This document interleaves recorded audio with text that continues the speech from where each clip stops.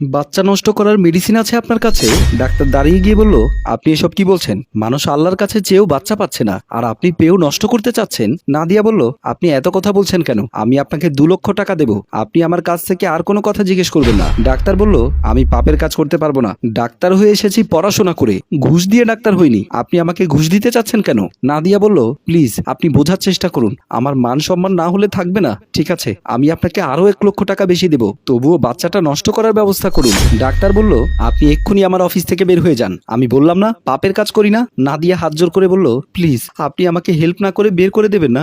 Doctor বলল, আমি বুঝতে পেরেছি, তোমাকে ঘাড় ধাক্কা দিয়ে বের করে দিতে হবে। তোমার মতো ফালতু মেয়ে বাজে মেয়ের চিকিৎসা আমি করব না, এক্ষুনি বের হও। নাদিয়া কোনো উপায় না পেয়ে বের হয়ে গেল।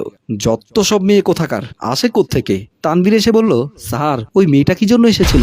ডাক্তার বলল, ওই কথা তোমাকে বলতে হবে কেন? তুমি ছোট মানুষ ছোট মানুষের মতো থাকো, তাছাড়া ওই মেয়েটাকে তুমি চেনো নাকি? তানভীর বলল, হ্যাঁ স্যার, উনি রাজ ভাইয়ের স্ত্রী, বলেই চলে গেল।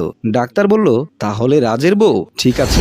সাদিয়া মন খারাপ করে সোফায় বসে আছে। রাজ গিয়ে বলল, কি হলো, তুমি মন খারাপ করে বসে আছো কেন? শালি বলল, না মন খারাপ করে বসে আছি কই, এমনিতেই ভালো লাগছে না। দুলাভাই বলল, আমি বুঝতে পারি কখন মন খারাপ থাকে আর কখন খুশি থাকো। কি হয়েছে আমাকে বলো। সাদিয়া বলল, দুলাভাই বললাম তো আমার কিচ্ছু হয়নি, আপনি এখন যান, আমার মন ভালো হলে সব কথা আপনাকে বলবো। দুলাভাই ঠিক আছে বলে চলে গেল। নাদিয়া চোখের জল ছেড়ে দিয়ে কান্না করছে আর নিজেকে নিজে বলছে, আল্লাহ তুমি আমাকে বেঁচে থাকার শক্তি দাও। আমি মিনিট ও ঘন্টা যত পার হচ্ছে তত আমার টেনশন বেড়ে যাচ্ছে। আল্লাহ তুমি আমার দিকে তাকাও। এর মধ্যে শাশুড়ি এসে নাদিয়াকে ধরে বলল, কি হয়েছে বৌমা, তুমি কান্না করছো কেন? নাদিয়া চোখের জল মুছে বলল, কই কান্না করছি, এমনিতে চোখের জল চলে এসেছে। শাশুড়ি বলল, তুমি আমার সাথে মিথ্যে কথা বলছো কেন? আমি জানি তোমার মধ্যে কিছু একটা হয়েছে। কি হয়েছে আমাকে বলো।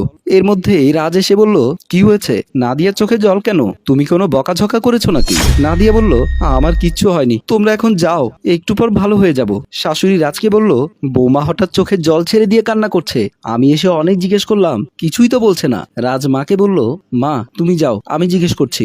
মা ঠিক আছে বলে চলে গেল। তারপর নাদিয়াকে ধরে বলল, কি হয়েছে তোমার, আমাকে বলো। নাদিয়া বলল, আমার কিচ্ছু হয়নি, এমনিতে কেমন জানি লাগছে, এই বলে বমির ভাব দেখালো।